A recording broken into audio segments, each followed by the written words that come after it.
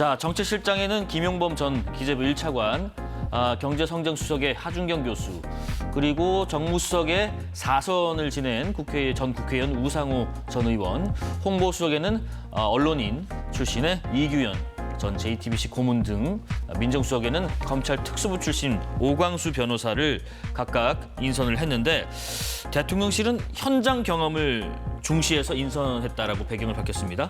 강 대변인 평가는 어떠십니까? 네, 이 중에서 현장 경험 있다라고 볼 만한 분은 김용범 정책실장 정도이지 않나 생각을 합니다. 예. 다른 분들 같은 경우에는 이제 교수 출신이시고 현장 경험이 있다라고 보기는 어렵고 아마 실무와 이론을 합쳐보겠다라고 이야기를 하는 것으로 보이는데 네. 국민들께서는 지금 경제적으로 너무 어려운 상황에서 이게 어떠한 또 실험이 되는 것이 아닌가. 과거에 문재인 정부 때 소득주도 성장이라는 것으로 인해서 국민들께서 굉장히 괴로우셨던 이 기억들이 있기 때문에 우려가 되는 것이 사실입니다. 근데 이런 것들을 넘어서서 다른 인선들 같은 경우에는 대선 캠페인 과정에서는 국민통합선대위라고 이야기를 했었고 이재명 대통령은 대통령이 된 다음에도 통합을 계속 얘기하고 있는데 통합적인 인선은 전혀 보이지가 않아요. 총리 지명자인 김민석 전 의원이라든지 그리고 강훈식 비서실장 그리고 지금 대통령실에 들어가 있는 분들 지금 김남국 전 의원도 들어간다라는 이야기들이 있잖아요. 네. 이 과정에 있어서 대통령실 같은 경우에는 어쨌든 비서실이기 때문에 손발을 맞춰야 된다는 것에 어느 정도는 이해가 되지만 국민들의 눈높이에 맞는 것인지 모르겠습니다. 국민통합 이야기했는데 말하자면은 보수 쪽 인사들은 전혀 보이지 않는 부분들, 총리 지명자도 아마 저는 청문회 과정에서 굉장히 좀 큰 문제가 될 것으로 보이는데 미국과의 관계가 지금 굉장히 어려운 부분들이 있잖아요. 통화도 왜 예전보다 늦어진 것이냐 이야기하는데 총리 지명자가 이미 과거에 반미 활동을 했었던 것이 아니냐. 국정원장 같은 경우에도 마찬가지인 상황인 거죠. 그리고 강훈식 실장도 과거에 무면허라든지 이런 전과가 있던 부분들이 국민들께서 보시기에 국민통합이라기보다는 우리끼리의 통합이 아닌가라는 우려를 하실 수밖에 없거든요. 향후에 대통령 비서실 이외의 내각, 국무위원들에 대한 인선들이 추후에 나올 것이라고 생각하는데 여기에 있어서는 정말로 국민통합적인 국민의 눈높이에 맞는 인선이 나와야겠다라고 생각합니다. 통합의 측면에서 좀 비판을 해주셨고, 이 오광수 변호사, 오광수 민정수석 인선에 대해서 좀 얘기를 해볼까 하는데, 검찰 특수통이라고 하죠. 검찰 출신으로 검찰을 개혁하겠다라는 것인가 싶은데 여당 내부에서도 일부 우려가 있다고 하더라고요. 이재명 대통령이 전 현직 지도부 만찬에서 배경을 직접 설명했던데 사법개혁은 법으로 한다.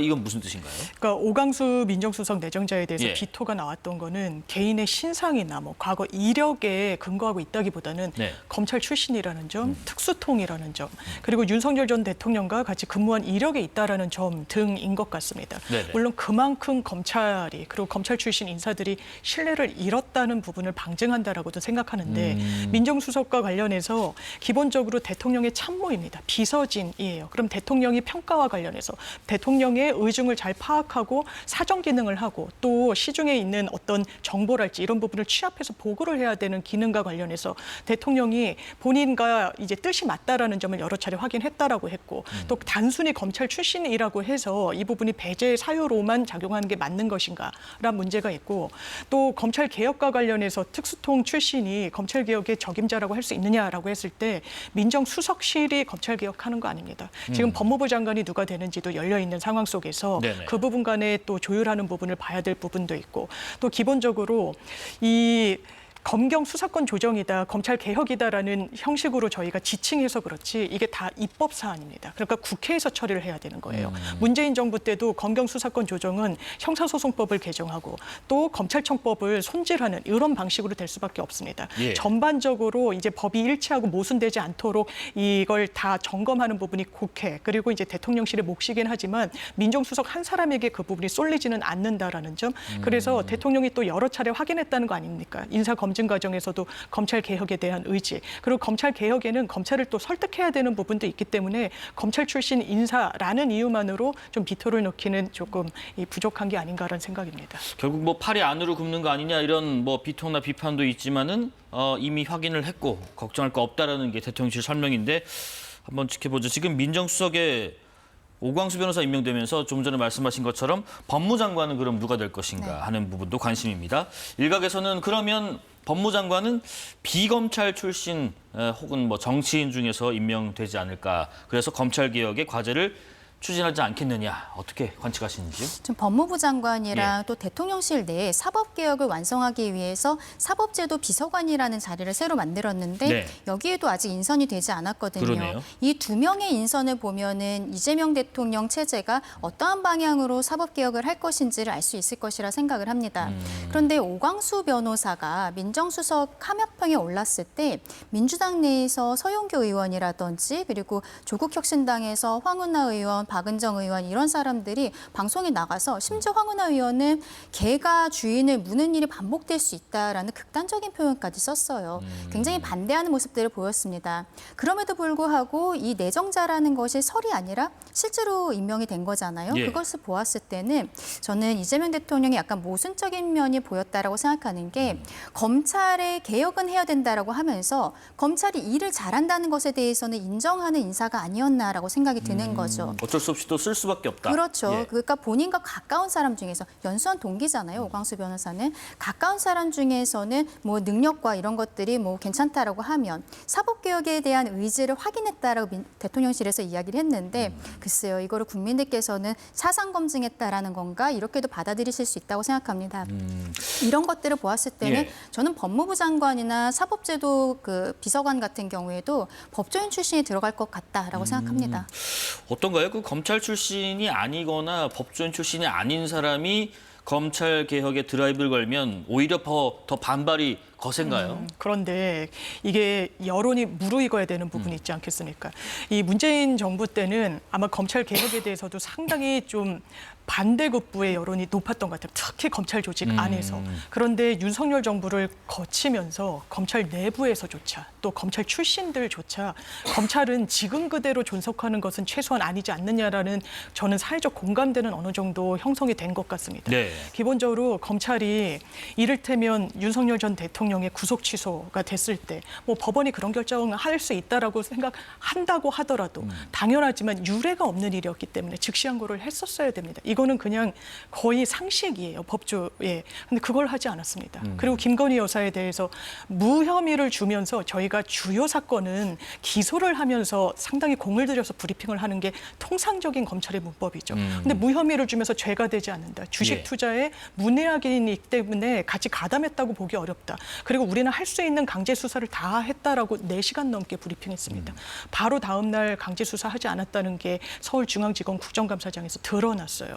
이 검찰이 과연 공정하게 수사하고 있는지. 근데 그 부분이 검찰 개개인이 훌륭하지 않아서 이런 접근으로는 이게 개혁이 되지 않습니다. 기본적으로 구조적인 문제가 있기 때문이에요. 네. 수사와 기소를 한 기관이 담당하게 되면 당연하지만 아주 언론 주목도가 높은 사건일수록 그리고 유명인에 대한 사건, 이를테면 정치인에 대한 사건일수록 기소하는 것을 재판에 넘기는 것을 수사의 목표로 설정할 수밖에 없습니다. 대대적으로 언론에 이런 관심을 끌면서 수사를 했는데 저희가 봤더니 이거는 죄가 되지 않습니다. 이 판단을 하기가 수사기관으로서는 어려운 거예요.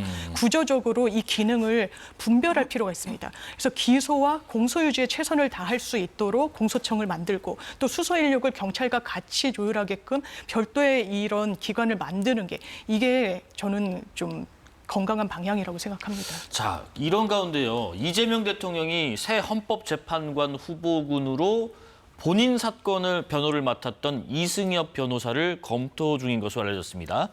여야 반응 엇갈립니다. 발언 듣고 이야기 나눕니다.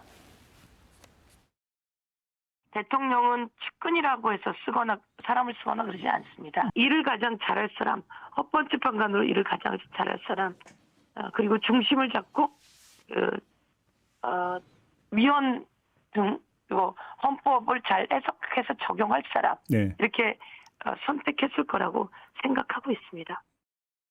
지난 탄핵 과정에서 헌법재판관들의 뭐 어떤 정치적 성향이나 이런 부분에 있어서 많은 국민들이 우려를 하셨거든요. 정치적 편향성이 있는 거 아니냐. 그래서 공정한 판결이 되지 않을 수 있는 거 아니냐라는 우려가 있었는데 만약에 뭐 또 그런 우려를 더 가중하는 그런 인사가 되지 않았으면 하는 그런 바람은 좀 있습니다. 과거 본인 사건 변호를 맡았던 분이 헌법재판관 후보군으로 올라올 수 있다. 국민의힘은 이게 이해 충돌이 되는 건 아니냐라는 등등의 지적이 있는데 대통령실은 이해충돌 지적이 이해가 안 된다라는 반응입니다. 그렇죠. 대통령실의 반응이 오히려 이해가 되지 않습니다. 왜냐하면 최근에 민주당에서 계속적으로 만들고 있는 법안들이 있잖아요. 공직선거법 개정에서 행위 부분을 삭제한다든지 형사소송법을 개정을 해서 이제 대통령 당선됐으니까 예. 모든 사건 정지되도록 하고 또 넘어서서 헌법재판소법을 개정을 해서 실질적으로 사심제를 만들겠다. 대법원 위에 헌법재판소가 있도록 하겠다. 이런 여러 가지 사건들이 있는 것입니다. 예, 예. 법률에 대한 해석 권한은 당연히 헌법재판소에 있는 것이고 또 뭐 일례로 말하자면은 그 법인카드 유용 사건과 관련해서 이재명 대통령의 부인 김혜경 여사 같은 경우에는 기소유예 처분을 받아서 이미 이 사건도 헌법재판소에 가 있어요. 헌법소원을 제기를 해놓은 상황이거든요. 근데 이때 본인의 2018년에도 친형 강제 입원 사건의 변호인이었었고 지금 공직선거법 사건, 위증교사 사건, 대북송금 사건 이런 거에 줄줄이 변호인으로 들어가 있는 사람이 헌법재판소 재판관으로 거론이 되고 있다는 것. 그리고 저는 이게 그저께 밤에 MBC에서 단독 보도 나왔을 때 오보인 줄 알았어요. 근데 어제 대통령실에서 맞다라고 이야기를 하고 그러면서 심지어 이게 왜 이해충돌 소지가 있다는 것인지 이해가 되지 않는다라는 이 반응이 국민들의 눈높이에 맞는 것인가. 국민들께서는 대통령실의 이러한 모습들이 너무 오만한 것이 아닌가라고 생각하실 수밖에 없거든요. 정권 초기에 드라이브를 건다라고 해도 헌법재판소 재판관에 대해서는 조금 더 공정해야 되는 것이 아니냐라는 국민적인 바람이 있다라고 생각하는데 네. 저는 이 부분은 반드시 철회를 해야 된다. 안 그러면은 여기에 대해서는 국민적인 역풍이 올 것이다라고 말씀드리고 싶습니다. 그런데 법률적으로는 안 될 건 없다, 문제가 되진 않는다라는 입장도 있습니다만은 대통령하고 그래도 인연이 이렇게 있는데 또 혹은 깊은데 그래서 논란이 좀 계속될 수 있다라는 부분에서 좀 이목이 쏠립니다. 장유 변호사님 네. 의견 어떠십니까? 기본적으로 이제 이해충돌 문제 제기를 네. 이제 국민의힘이나 야당에서 제기를 하는 그 맥락을 좀 살펴보면 네. 기본적으로 이제 재판 5개가 대통령과 관련해서 진행 중이기 때문에 이 부분이 궁극적으로는 헌재의 판단으로 가지 않겠느냐라는 전망들이 많이 나왔었어요. 이를테면 재판 중지 법안을 만들었을 때 정말 중지하는 부분에 대해서 만약에 재판부가 이거 위헌이라고 인식을 하게 되면 헌재의 판단을 맡긴다 할지. 그런데 오늘 이제 서울고등법원에서 입장을 밝혔습니다. 헌법 84조에 따라서 이제 중지한다라고 했습니다. 예. 그리고 일단 대통령과 관련한 어떤 판단 이런 부분에 대한 법원의 심리 헌재에 갈 가능성이 저는 개인적으로 상당히 낮다라고 보고요.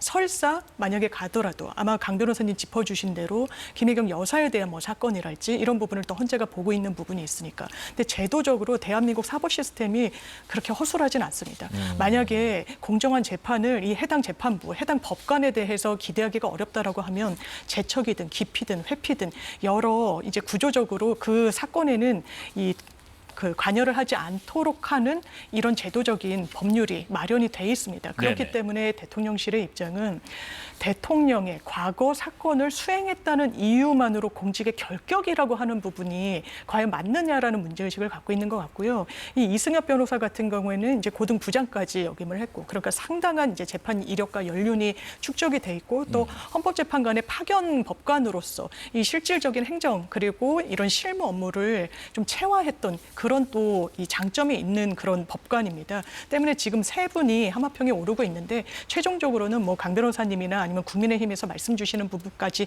다 헤아려서 최종 2명으로 낙점되지 않을까 생각합니다. 네.